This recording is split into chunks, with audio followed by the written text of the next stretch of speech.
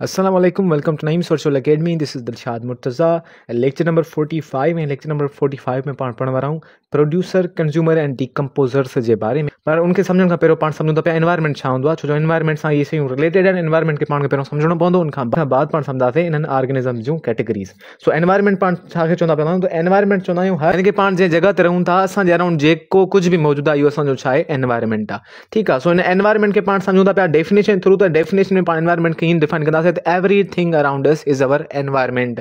जेका बि शइ असांजे अराउंड मौजूदु आहे, उहो असांजो एनवायरनमेंट आहे। ऐं असांजे एनवायरनमेंट में काफ़ी सारियूं शयूं मौजूदु आहिनि, जीअं एनिमल्स मौजूदु आहिनि, जीअं इंसान मौजूदु आहिनि, जीअं प्लांट्स मौजूदु आहिनि। उनखां अलावा कुझु ॿियूं शयूं लाइक बिल्डिंग्स मौजूदु आहिनि, ज़मीनूं मौजूदु आहिनि। उनखां बाद इहे टीवीज़, टेबल्स, कार्स, मोटरसाइकिल्स, इहे ॿियूं काफ़ी सारियूं शयूं जेके आहिनि असांजे अराउंड मौजूदु आहिनि।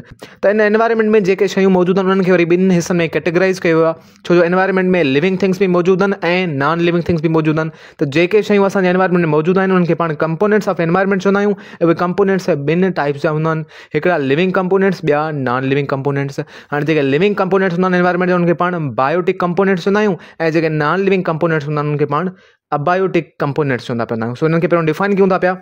अच्छा, एनवायरनमेंट के डिस्क्राइब किया है तो everything around us is our environment. उनखां बाद जा कंपोनेंट्स लिखा आहिनि पाण ॿिनि क़िस्म जा components, biotic components and abiotic components. हाणे बायोटिक कंपोनेंट्स कहिड़ा हूंदा आहिनि, जेके बि लिविंग थिंग्स आहिनि असांजे अराउंड, इन्हनि सभिनी खे पाण बायोटिक कंपोनेंट्स ऑफ एनवायरनमेंट चवंदा पवंदा आहियूं। जेके बि लिविंग थिंग्स आहिनि, जीअं एनिमल्स थी, प्लांट्स थी, उनखां अलावा जेके इंसान थी, इहे सभई बायोटिक कंपोनेंट्स में अचनि था पिया। उनखां बाद अबायोटिक कंपोनेंट्स में जेके नॉन लिविंग थिंग्स शयूं असांजे अराउंड मौजूदु आहिनि, उन्हनि खे पाण अबायोटिक कंपोनेंट्स ऑफ एनवायरनमेंट चवंदा पिया हूंदा आहियूं, नॉन लिविंग थिंग्स। ठीकु आहे। हाणे इनमें कहिड़ी शइ ईंदी पई हूंदी, इनमें जेके बिल्डिंग्स आहिनि असां वटि, इहे ईंदियूं पई हूंदियूं, जेके असां वटि कार्स आहिनि, इहे अचनि थियूं पियूं।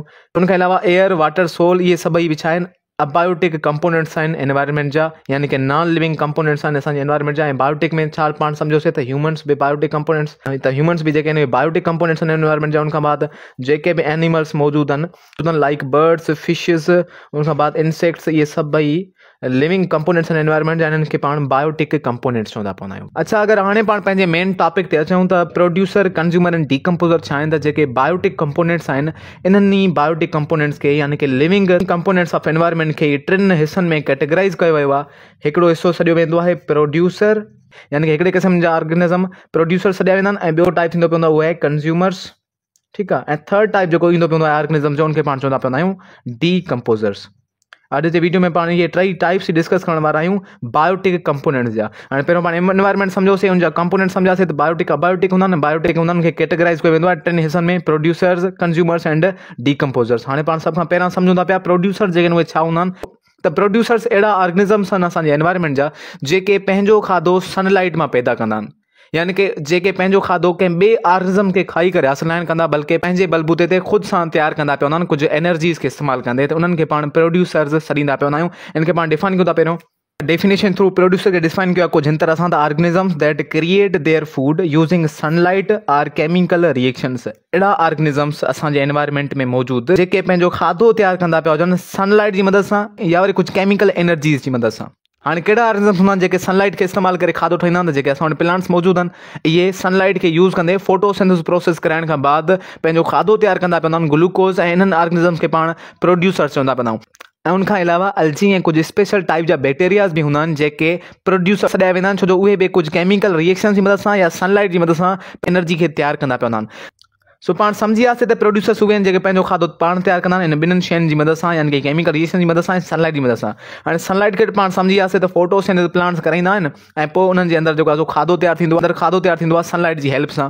त केमिकल रिएक्शन वरी कहिड़े तरीक़े सां, त कुझु अहिड़े क़िस्म जी अलजी ऐं बैक्टीरियाज़ में मौजूदु आहिनि असांजे एनवायरनमेंट में, जेके सनलाइट जी हेल्प सां खाधो तयारु न आहिनि कंदियूं, या उन्हनि ताईं सनलाइट पहुचंदी न आहे, या उन्हनि जी प्रॉपर्टी हूंदी आहे त उहे सनलाइट जो यूज़ न आहिनि कंदा, ऐं पोइ बि उहे खाधो तयारु कंदा पिया आहिनि। उहे कहिड़े मेथड सां खाधो तयारु कंदा आहिनि, उहे तयारु कंदा पिया आहिनि कुझु केमिकल रिएक्शन जी मदद सां हिकिड़ो प्रोसेस यूज़ कंदे, ऐं उन प्रोसेस खे चयो वेंदो आहे केमोसिंथेसिस।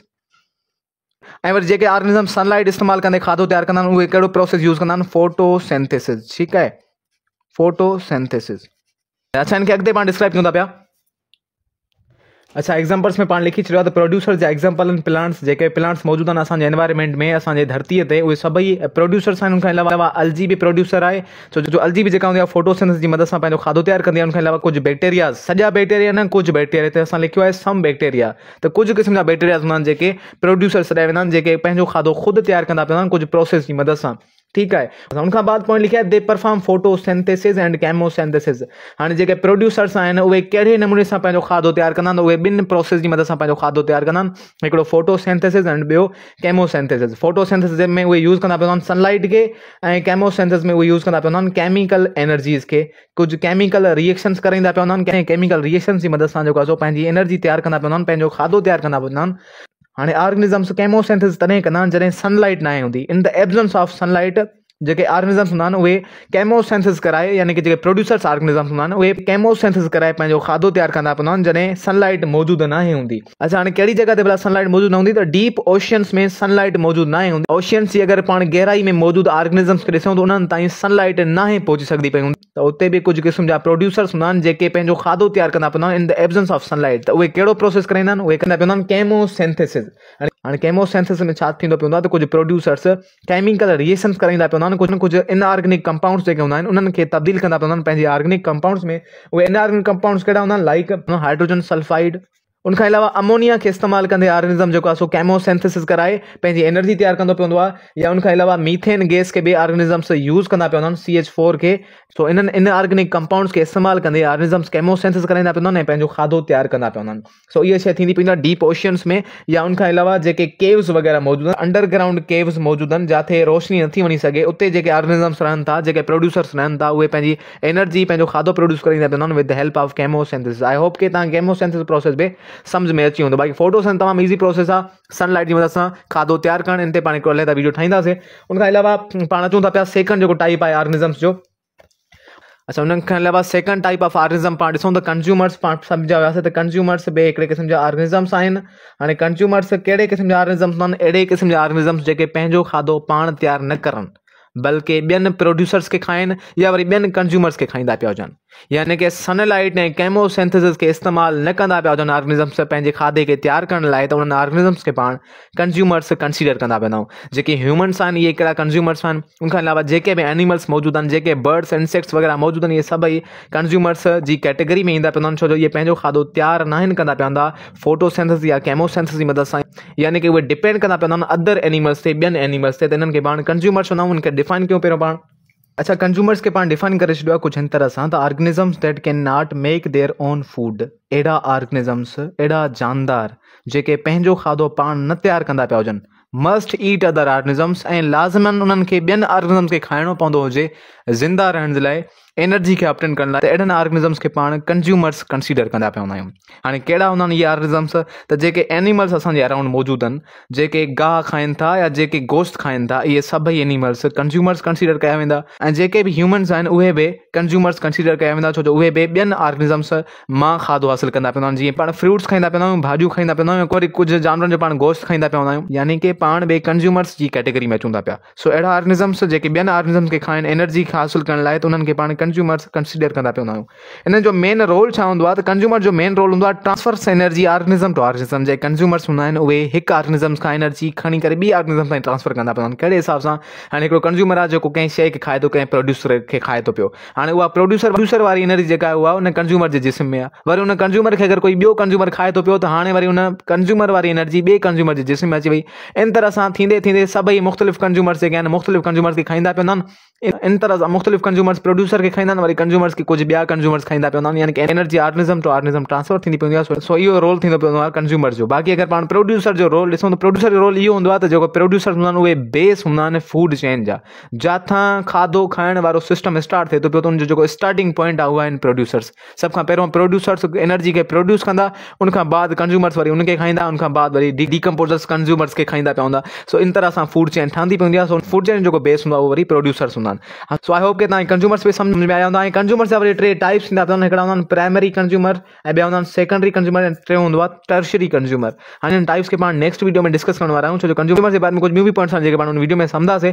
उनखां बाद अचूं था पाण लास्ट टाइप जी तरफ़, जेको आहे डीकम्पोजर्स। डीकम्पोजर्स कंहिंखे चवंदा पिया आहियूं, त हाणे डीकम्पोज़र्स वरी अहिड़े क़िस्म जा ऑर्गेनिज़म्स हूंदा आहिनि जेके वरी डेड प्लांट्स या डेड एनिमल्स खे खाईंदा पिया हूंदा आहिनि ऐं उन मां पंहिंजो जेको आहे एनर्जी हासिलु कंदा पिया हूंदा आहिनि, पंहिंजो खाधो हासिलु कंदा पिया हूंदा आहिनि ॿियनि डेड एनिमल्स एंड प्लांट्स खे खाई करे। यानी कि अहिड़े क़िस्म जा ऑर्गेनिज़म जेके डेड प्रोड्यूसर्स एंड कंज्यूमर्स खे खाई करे पंहिंजी एनर्जी हासिलु कंदा पिया हुजनि त उन्हनि खे वरी पाण डीकम्पोज़र्स चवंदा पिया हूंदा आहिनि। उनखे पाण डिफाइन कंदा पिया डेफिनेशन थ्रू। अच्छा, डेफिनेशन जे थ्रू पाण डिस्क्राइब कयो आहे डीकम्पोज़र्स खे कुझु हिन तरह सां त the small animals fungi and bacteria living in the soil feed on dead decaying bodies of plant and animals.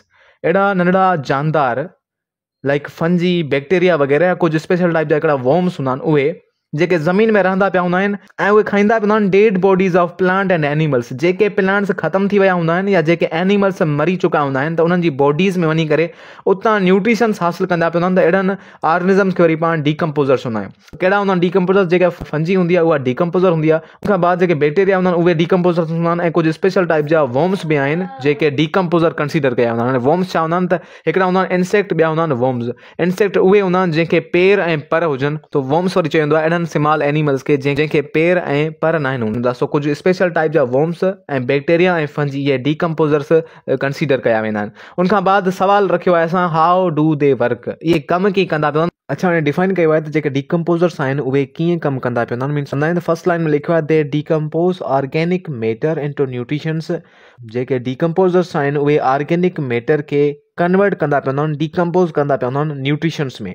हाणे ऑर्गेनिक मैटर पाण छा खे चवंदा पिया आहियूं त जेको डीकम्पोज़्ड वेस्ट हूंदो आहे प्लांट्स जो या एनिमल्स जो, त जेके जानवर मरी विया हूंदा आहिनि या जेके प्लांट्स मरी चुका हूंदा आहिनि त उन्हनि जे जिस्म में जेके शयूं मौजूदु हूंदियूं आहिनि ऐं उहे डीकम्पोज़ थींदियूं आहिनि त उहे ऑर्गेनिक मैटर्स ठहिबियूं आहिनि ऐं जेके डीकम्पोज़र्स हूंदा आहिनि उहे इन ऑर्गेनिक मैटर खे ई कन्वर्ट कंदा पिया हूंदा आहिनि कुझु एसेंशियल न्यूट्रिशंस में। हाणे उहे एसेंशियल न्यूट्रिशंस कहिड़ा हूंदा आहिनि? Like phosphorus, nitrogen and potassium वग़ैरह।